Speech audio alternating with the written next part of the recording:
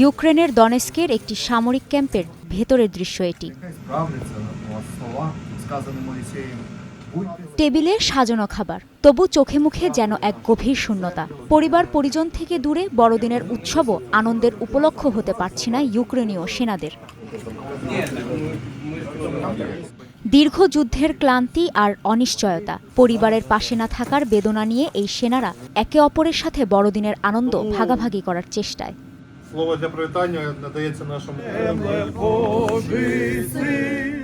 দনেস্কেরই আরেকটি সামরিক ক্যাম্পের দৃশ্য এটি। সেনাদের কণ্ঠে বড়দিনের প্রার্থনার সুর। এখানে নেই খাবারের আয়োজনও। একজন সামরিক যাজকের নেতৃত্বে শান্তিপূর্ণ ও বিনয়ী পরিবেশে বড়দিনের প্রার্থনা করছেন ইউক্রেনীয় সেনারা। জেকে বসা ভয় ও অনিশ্চয়তার মাঝেই তাদের একটি প্রার্থনা, প্রাণঘাতী এ যুদ্ধের অবসান।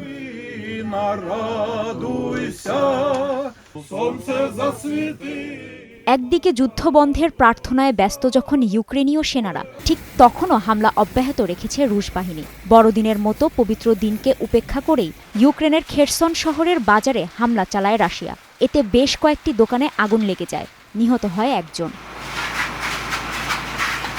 চলমান এ পরিস্থিতির মধ্যেই শান্তি চুক্তির বিষয়ে অগ্রগতির কথা জানিয়েছেন ইউক্রেনের প্রেসিডেন্ট ভলোদিমির জেলেনস্কি।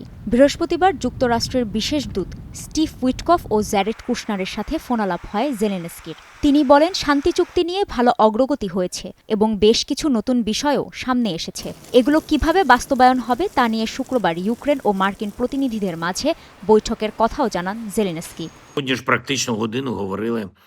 যুদ্ধ থামাতে আমরা কিছু ভালো ধারণা নিয়ে কথা বলেছি। স্টিভ উইটকফ ও জ্যারেড কুশনারের সঙ্গে আলোচনার মাধ্যমে অনেক বিষয় বিস্তারিতভাবে উঠে এসেছে।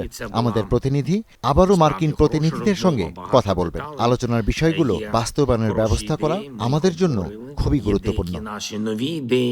জেলেনস্কি জানান, শান্তি চুক্তি নিয়ে বেশ কিছু নথি ইতোমধ্যেই প্রস্তুত করা হয়েছে, তবে বিশেষ সংবেদনশীল বিষয়গুলো নিয়ে এখনও কাজ করতে হবে।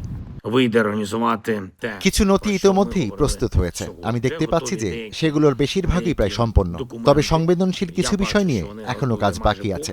মার্কিন প্রতিনিধিদের সাথে বৈঠকের মাধ্যমে এ বিষয়গুলোর সমাধান নিশ্চিত করা সম্ভব হবে।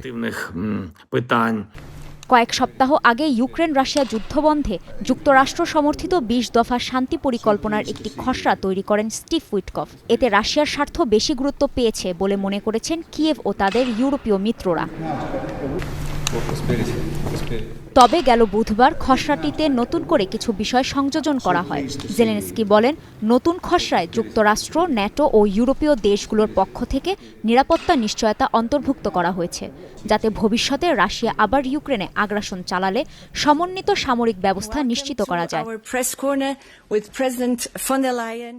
কাজী শাহরিন, স্টার নিউজ।